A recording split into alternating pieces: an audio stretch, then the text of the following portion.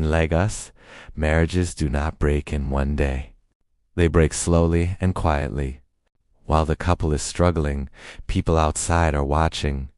Some even pull their chairs closer, waiting to see the drama. Many people think a husband's female friend is harmless. But things start to look strange when that friend begins to sit where the wife sits, eat the food the wife cooked, and laugh like she owns the house. That was when the whole street started whispering, "Something is happening in that house." But nobody expected that the wife, calm, polite, and quiet, would be the one to stop the disrespect in a way the whole city would remember. Because in Lagos, even the quietest woman has a limit. And when a marriage is pushed too far, the answer does not always come from prayer. Sometimes the street answers that, so come closer, besties. Hold your chest tight. Let's enter the story.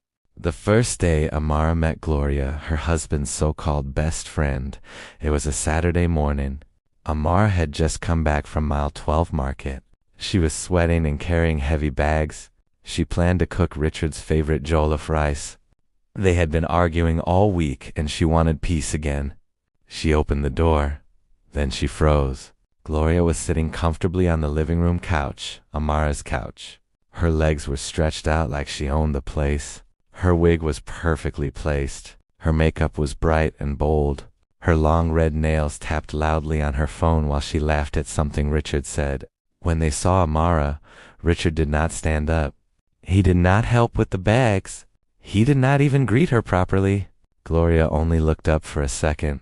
"Oh, you're back," she said. "Richard said you would be late."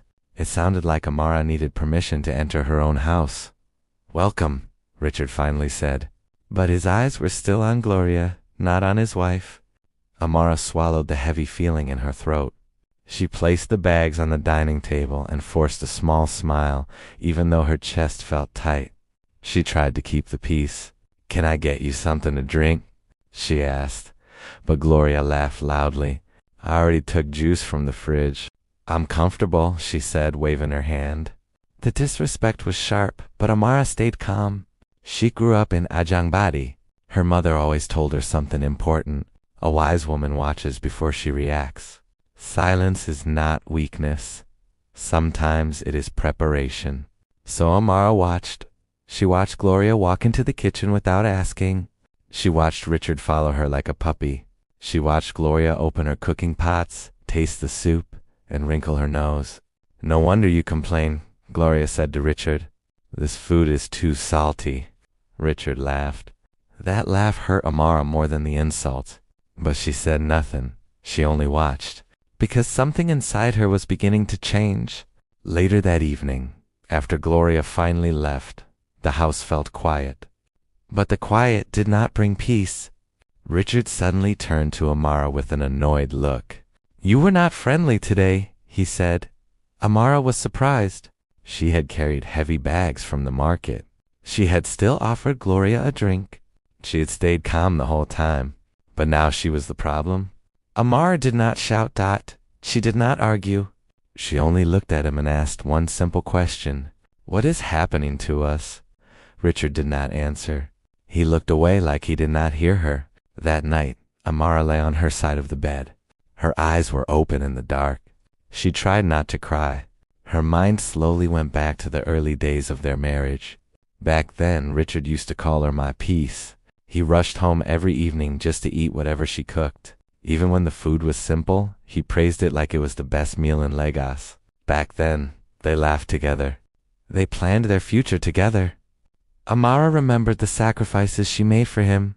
When Richard's business almost failed, she worked 2 jobs. She woke up early every day and came home late at night. Still she cooked. Still she prayed for their future. She believed they were building something strong. But now, lying in the same bed with him, she felt like she was sleeping beside a stranger. "What changed?" she whispered softly to herself. But the real breaking point came 1 week later. That afternoon, Amara decided to leave work early. She wanted to surprise Richard with lunch. Maybe they could finally talk and fix things. Maybe they could remember why they married each other. She stopped by a small restaurant and bought his favorite peppered chicken. When she reached the house, she smiled as she opened the door. But the smile disappeared immediately. Gloria was there again. This time it was worse. Much worse. Gloria was not sitting. She was lying down on the couch like it was her personal bed. Her shoes were off. Her handbag was thrown carelessly on the table. A half-eaten cup of ice cream was melting beside her, and her feet were resting on Amara's favorite pillow. Gloria was on a video call, laughing loudly. Amara stopped moving. She stood quietly near the door. Then she heard the words that broke something inside her. "Girl, this man's wife does nothing," Gloria said on the call. "I practically run this house now." From the kitchen came the sound of frying. Richard was inside cooking plantain for Gloria. Amara's chest felt heavy. Very heavy. But she still did not speak. She only stood there as the humiliation filled the room like smoke. After a moment, Gloria ended her call. She finally noticed Amara standing there. "Oh, you're back again," Gloria said with a small smirk. "Next time you should knock. I don't like being disturbed." Amara blinked slowly, very slowly. Something inside her heart hardened. A line had been crossed. And this time it was not quiet, it was loud. When Richard came out of the kitchen, he tried to explain. "Gloria is just a friend," he said quickly. "She's going through a hard time." Amara did not argue. She did not cry. She simply walked to the bedroom. She locked the door. Then she sat down on the floor and took one long, shaking breath. And when that breath ended, so did her patience. The marriage was no longer a marriage. It had slowly turned into a joke. And Amara was the only one who did not find it funny. She sat quietly on the bedroom floor, thinking about everything that had happened. The insults, the disrespect, the way Richard looked at Gloria like she mattered more than his own wife. For a long time, Amara said nothing. Then she picked up her phone. She scrolled down to a number she had not called in many years. Her finger paused for a moment. Then she pressed call. The phone rang once, twice. Then a deep voice answered. "Madame Amara." "Long time." Amara spoke calmly. "I need help," she said. There was silence for a second. Then the man asked one question. "Location?" Amara gave him the address. "I understand," the voice said. The call ended. Amara slowly put the phone down. She knew one thing clearly. This problem would not be solved with tears. It would not be solved with quiet prayers. This was Lagos. And sometimes Lagos solves problems in its own way. The next morning looked normal. Richard dressed for work while humming a song. He acted like nothing had happened. Gloria kept sending him voice notes, laughing and talking. Amara moved quietly around the house. She packed Richard's lunch. She ironed her clothes. She answered his questions with soft words. Yes, okay, all right. But something about her silence had changed. It was no longer the silence of a hurt woman. It was the silence of someone who had already made a decision. In Lagos, loud people make noise, but smart people make plans. That evening around 6 p.m., Richard cleared his throat. "Gloria is coming over tonight," he said. "We should talk like adults." The words were painful, but Amara simply nodded. "Okay," she said calmly. Richard felt relieved. He thought Amara had accepted everything. He did not know she had already made her calls. He did not know people were already watching him. He did not know the street had already received the message. Later that evening, Gloria arrived. She wore tight blue jeans and a bright pink top. Confidence followed her like perfume. She hugged Richard warmly at the door. Then she walked inside the house like she owned it. She sat down on the couch and crossed her legs. Then she looked at Amara with a fake smile. "You are a good woman," Gloria said slowly, "but you and Richard are not connecting anymore." She shrugged. "Sometimes people outgrow relationships." The words floated in the air like poison. Amara took a slow breath. Then she asked just one question. "Are you finished?" Gloria smiled proudly. "Not yet." At that exact moment, Amara's phone vibrated in her hand. She looked down. A message had appeared on the screen. "We are ready." Amara stood up slowly. Then she looked at Richard. "Please follow me outside," she said softly. "I want to show you something." Richard frowned in confusion, but he followed her outside the compound. The street looked strangely quiet, too quiet. Then, suddenly, the sound of motorcycles filled the air. The sound of motorcycles grew louder. Richard turned around quickly. From both ends of the street, several motorcycles were riding toward the house. They stopped near the gate. A few men stepped down calmly. They walked forward like they already knew why they were there. Richard felt nervous. Amara, who are these people? He asked. Amara did not answer. She simply stood still. One of the men stepped forward. He looked at Amara with respect. Madam, he said quietly, point them out. Amara slowly looked at Richard. Then she looked at Gloria. That was enough. In Lagos, sometimes a look says everything. Before Richard could react, 2 men held his arms.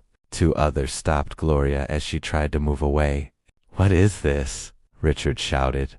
But nobody answered him. One of the men looked straight at him. You bring another woman into your wife's house? He asked.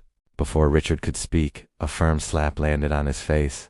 Not too wild, but strong enough to wake his senses. Gloria began shaking. I didn't do anything, she cried. Another slap stopped her words. You insult the wife and act like you own her house? One man said. Gloria quickly fell to her knees. Please, I'm sorry. The men did not go too far. They only gave the kind of punishment that makes people remember respect. After a few minutes, the leader raised his hand. Everything stopped. He turned to Amara. Madame, the lesson has entered, he said. Anything else? Amara slowly shook her head. That is enough. The men nodded. Then they left as quietly as they came. Soon the motorcycles disappeared down the street. Silence returned. Richard sat on the ground, breathing heavily. His face was full of shock. Gloria sat in the corner, trembling. Amara looked at both of them for a long moment. Then she opened the gate. Come inside, she said calmly. They slowly walked into the house. Inside the living room, Amara stood in the center of the room. Richard dropped to his knees. Amara, I'm sorry, he said quickly. I didn't think things would go this far. You didn't think, Amara replied quietly, because you stopped caring. Gloria wiped her tears. Auntie Amara, please forgive me, she begged. Amara looked at her sharply. You forgot your place. Then she pointed to the door. Leave my house. Gloria did not argue. She grabbed her bag and rushed outside. The door closed behind her. Now only Richard and Amara remained. Richard was still kneeling. I will change, he said. Please give me another chance. Amara watched him carefully. Then she spoke calmly. This marriage will not continue with disrespect. Richard nodded quickly. I understand. You will block Gloria everywhere? Yes. You will never bring another woman into this house again. I promise. Amara then added one last thing. Tomorrow morning, you will clean the compound yourself. Richard looked confused. So the neighbors will know you have regained sense, Amara finished. Richard nodded slowly. Then Amara turned and walked toward the stairs. You will sleep in the guest room tonight, she said. Think about the family you almost destroyed. Richard remained in the living room, ashamed, bruised, and finally aware of the mistake he almost made. Outside, the compound became quiet again, not because nothing happened, but because respect had finally returned. And in many Lagos stories, the quiet wife may not shout, but in the end, she wins the war.